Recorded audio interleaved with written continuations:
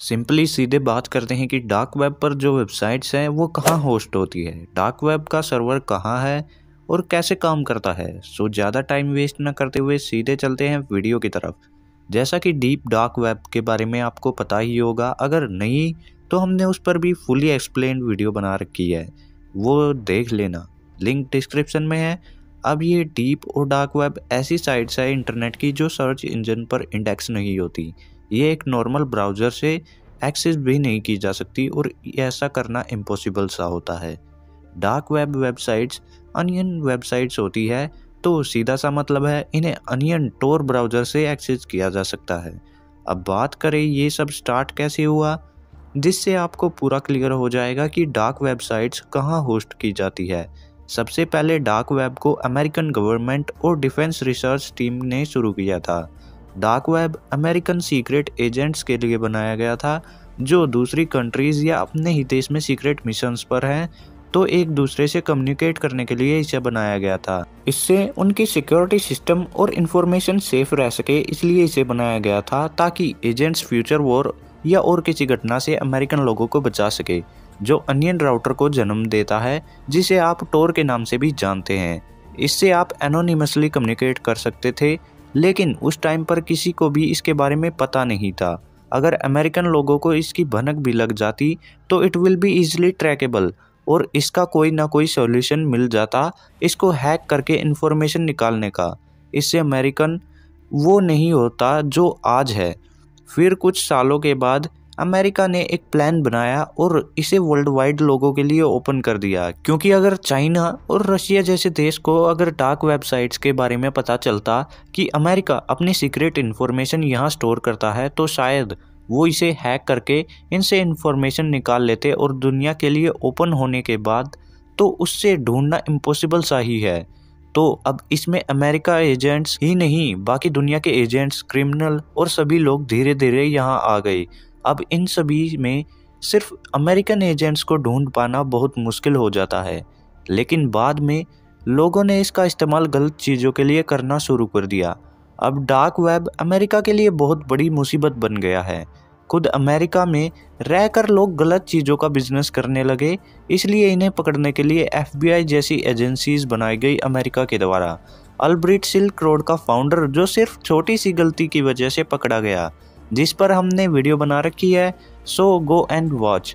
अब आप सोच रहे होंगे डार्क वेब तो इलीगल है, लेकिन डार्क वेब पर अनियन वेबसाइट्स बनाना इलीगल नहीं है। आप अपनी पर्सनल वेबसाइट बना सकते हैं और ब्लॉग्स, आर्टिकल्स या बुक बेच सकते हैं जो 100% सेफ है। ये एनोनिमस होने के साथ साथ राइट टू प्राइवेसी एक्ट के अंडर आता है, जो इंडिया में लीगल है।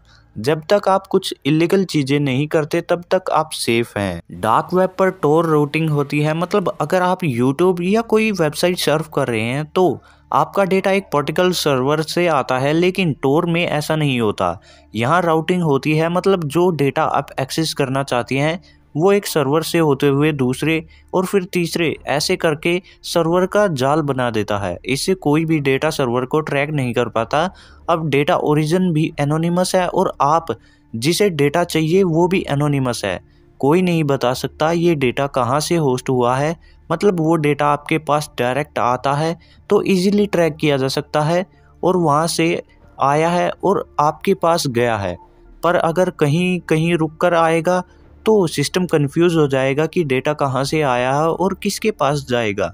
अब इसमें भी एक प्रॉब्लम आई थी कि अनियन वेबसाइट का जो डेटा है वो एनक्रिप्टेड नहीं होता, मतलब हर एक सर्वर नोड पर ये अवेलेबल होगा। मतलब अगर किसी नोड से होते हुए डेटा आपके पास आया है तो उन नोड पर भी तो डेटा स्टोर होगा और सभी उस डेटा को इजीली एक्सेस करके देख सकते हैं। अब एनोनिमस होते हुए भी कोई फ़ायदा नहीं, तो इसके लिए भी एक सॉल्यूशन आया और इन नोड को एनक्रिप्टेड बना दिया गया। अब आपका डेटा कितने भी नोड से होते हुए आए, उन पर कोई डेटा स्टोर नहीं होगा। ये डेटा किसी भी सर्वर पर स्टोर हो सकता है, लेकिन इसके लिए आपको एनक्रिप्टेड टेक्निक बताई गई है जो सेफ बनाती है इसे। अब बहुत सी वेबसाइट्स आ गई हैं जो अनियन वेबसाइट के लिए आपको होस्टिंग्स प्रोवाइड करती हैं।